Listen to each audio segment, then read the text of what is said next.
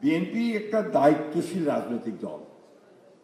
আমরা শহীদ প্রেসিডেন্ট জিয়া রহমানের হাতে তৈরি এই দল এবং শহীদ প্রেসিডেন্ট জিয়া রহমান সাহেবের যে মূল বিষয়গুলো ছিল যে তিনি কথা বলতেন কম, কাজ করতেন বেশি।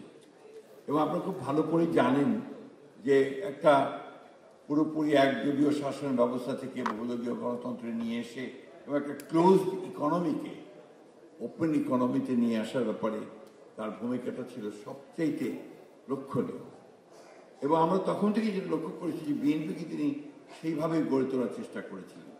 এবং আপনারা যেটা খুব সবাই বলেছেন যে আপনি বিএনপির রেকর্ড দেখেন অতীতে প্রত্যেকটি সময় যখনই বিএনপি ক্ষমতায় এসেছে, রাজনীতি দেশ পরিচালনার দায়িত্ব পেয়েছে, সবচেয়ে বেশি গুরুত্ব দিয়েছে অর্থনীতিকে এবং অর্থনীতি সবচেয়ে সচল থেকেছে।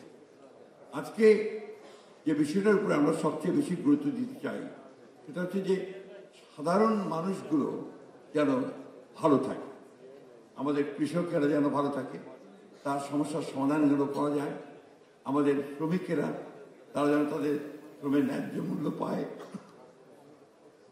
এবং অর্থনীতিতে যেন একটা স্টেবিলিটি, একটা স্থিতি অবস্থা থাকে এবং ম্যাক্রো ইকোনমিক্সটা যেন শক্তভাবে দাঁড়ায়। এটা হচ্ছে সামগ্রিকভাবে আমরা জিনিসটাকে সেভাবে দেখি। সেই জন্যই আপনারা লক্ষ্য করেছেন যে প্রত্যেকবারই বিএনপি যখন রাষ্ট্র পরিচয়ের দায়িত্ব পেয়েছে, বিএনপি বিরুদ্ধে এই কথা বলা যায়নি যে বিএনপি অর্থনীতি ধ্বংস করে দিয়েছে। বিএনপি অর্থনীতিকে সচল করেছে এবং এমনও বলা হয়েছে যে ইমার্জিং টাইগার আপনার বলা হয়েছে বাংলাদেশকে। এটা হচ্ছে যে তখন এই কারণে এখন যেমন পশ্চিমবঙ্গে যে কথাগুলো বললেন, যে বিষয়গুলো নিয়ে আপনাদের সঙ্গে কথা বললেন, এই বিষয়গুলো বাংলাদেশে এখন সবচেয়ে বড় প্রবলেম। আমি ব্যক্তিগতভাবে মনে করি যে বাংলাদেশে ব্যবসায়ীদের ব্যাপারে আসলে চিন্তা ভাবনাটাও পরিবর্তন করা দরকার। এখানে সম্ভবত ডক্টর ইনামুল হক সাহেব এই কথা বলেছেন যে চোর ধরা ব্যাপারটা না থেকে এখানে ট্রাস্টের ব্যাপারটা খুব ইম্পর্টেন্ট। ব্যবসায়ীদেরকে যদি আমরা বিশ্বাসী না করি তাহলে সে আমার ব্যবসা করে আমাকে সে কি দেবে, এই বিষয়গুলো আমার মনে খুব জরুরি।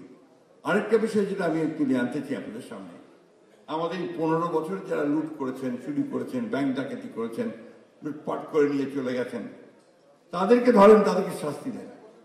তাদের যে ইন্ডাস্ট্রিগুলো আছে, তাদের যে শিল্প কলকারখানা আছে, সেগুলো যে হাজার হাজার মানুষ কাজ করছে, সেগুলো বন্ধ করে দিয়ে যে 14 লক্ষ বেকার হয়ে গেছে আগে, তারা যাবে কোথায়?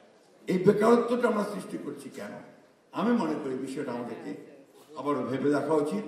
এই কারখানাগুলোকে আমরা কিভাবে চালু করতে পারি, এই প্রতিষ্ঠানগুলোকে আমরা কিভাবে এই মানুষগুলোর কর্মসংস্থানের সৃষ্টি করতে পারি, সেটা আমাদের দেখা দরকার। 1975 সালে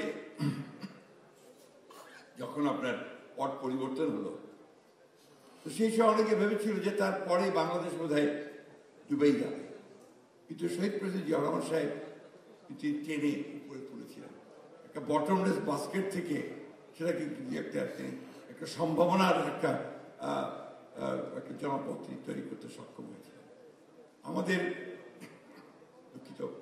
আমাদের কৃষকদের কিন্তু প্রচুর উৎপাদনশীলতা আছে।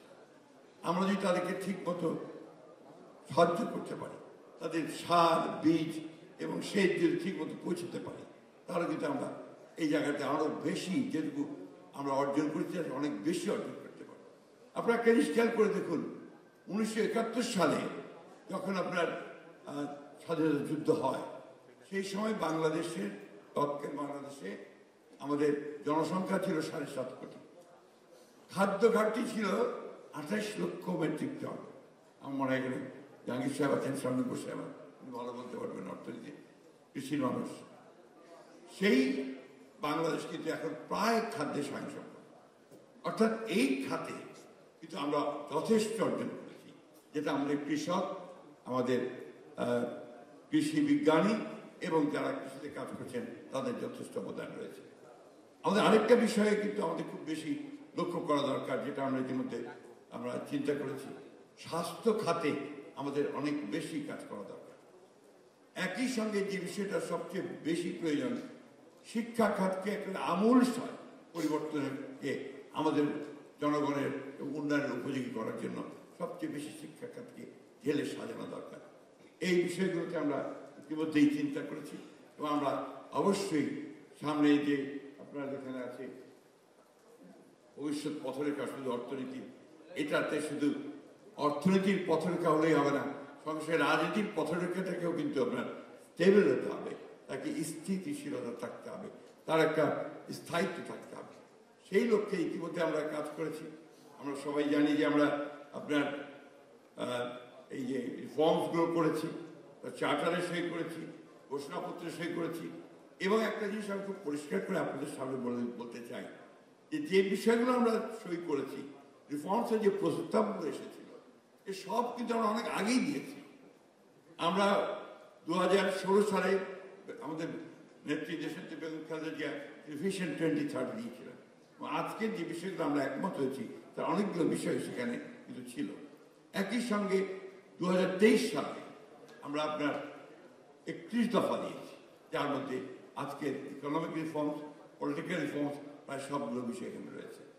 সামগ্রিকভাবে আমরা বাংলাদেশকে সবসময়ই আমরা একটা নতুন বাংলাদেশ শুধু নয়, আমরা একটা সমৃদ্ধ বাংলাদেশ হিসাবে দেখতে চেয়েছি, একটা যেখানে সব মানুষগুলোই তারা অন্তত একটা বেটার লিভিংয়ে থাকবে, ভালো অবস্থায় থাকবে এবং একটা ভালো গভর্নেন্সের মধ্যে থাকবে এবং ডেমোক্রেসিকে সবচেয়ে বেশি গুরুত্ব দেবে, এই বিষয়টা আমরা দেখতে চাই।